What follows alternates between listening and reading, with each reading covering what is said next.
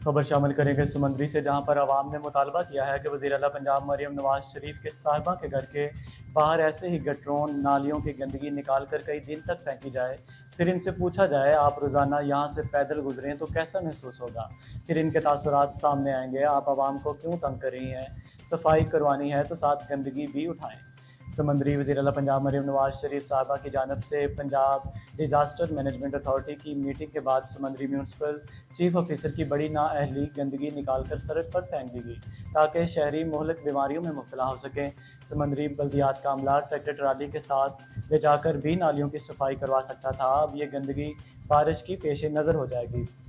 2 दिन बाद महकमा मौसमियात ने बारिशों की पेशन गोई की। इधर आज बारिश होती है तो सारी गंदगी घरों में दाखिल होगी, सड़क से गुजरता भी मुहाल हो चुका है। वज़ीर आला पंजाब खुद तो अपने घर में आराम से बैठी हैं, अगर वज़ीर आला पंजाब के घर के बाहर यही गंदगी फेंकी जाए तो 2 दिन तक सूखने के लिए रखी जाए तो इनके तासुरात क्या होंगे। आप इधर बैठ कर इंतज़ामिया को हदायत दी और इधर म्यूनसिपल कमेटी के चीफ ऑफिसर उस्मान वलीद ने अपना 1 साल का काम एक ही दिन में कर डाला।